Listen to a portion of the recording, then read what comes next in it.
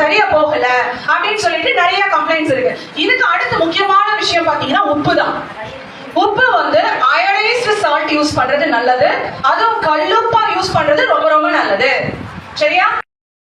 டாக்ஸின்ஸ்ல இருந்து நம்மளுக்கு வேரியேஷன்ஸ் வரும். அடுத்து நீங்க உப்பு போட்டு சமைக்கும் போது சமைச்சு முடிச்சதுக்கு அப்புறமா போடுங்க. ஏன்?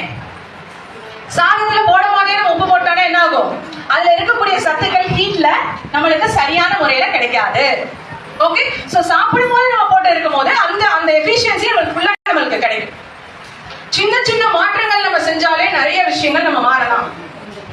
எத்தனை பேர் கருப்பு கவுனி சாப்பிடுவீங்க, உளுந்தங்கஞ்சி சாப்பிடுவீங்க? Very good. சோ அத வந்து வீட்ல நடைமுறைப்படுத்துங்க. ஏன்னா அதுதான் உங்களோட போன் ஸ்ட்ரென்த்.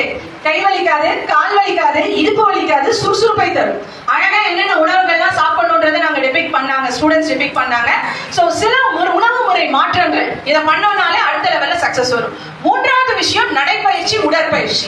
சின்ன சின்ன விஷயங்கள்ல நம்ம கான்சென்ட்ரேட் பண்றோம். நம்ம கேட்டா என்ன பெரிய கதை சொல்லுவோம்னா, நான் தான் வீட்டு வேலை காலையில இருந்து சாயங்காலம் வரை எல்லா வேலையும் நான் தான் செய்யறேன், நான் எதுக்கு உடற்பயிற்சி போனோம் அப்படிங்கிற கேள்வி எல்லார் மனசுலயும் இருக்கும். சோ நார்மலா ரொட்டீனா ஸ்டாட்டிக் மூவ்மெண்ட்ல 10 ரூமுக்குள்ள செய்யறது வேற, வீசி கைவீசி நல்ல நடைப்பயிற்சி, நீண்ட இழுத்து மூச்சு விட்டு நம்மளுடைய தசைகளை ரிலாக்ஸ் பண்ற பயிற்சி வேறு. சரியா? ரெண்டையும் கன்ஃபியூஸ் பண்ணிக்காதீங்க. வீட்டு வேலை செய்யறதுக்கும் உடற்பயிற்சிக்கும் ரெண்டுக்கும் வித்தியாசம் இருக்கு. வீட்டு வேலை செய்யும் போது ஒரு சில மசில்ஸ் மட்டும்தான் ஆக்டிவேட் ஆகும். சரியா? ஆனா உடற்பயிற்சி செய்யறப்ப நம்மளுக்கு மசில்ஸ் வந்து எல்லா மசில்ஸும் ரிலாக்ஸேஷன்ஸ் அண்ட் நம்மளுடைய மெட்டபாலிசம் லெவல் வந்து ஆக்டிவேட் ஆகும். சோ ரெண்டுக்கும் வித்தியாசம் இருக்கு. அதனால காரணம் சாப்பிட்டு சொல்லக்கூடாது. சரியா? சோ மூன்றாவது விஷயம் உடற்பயிற்சி.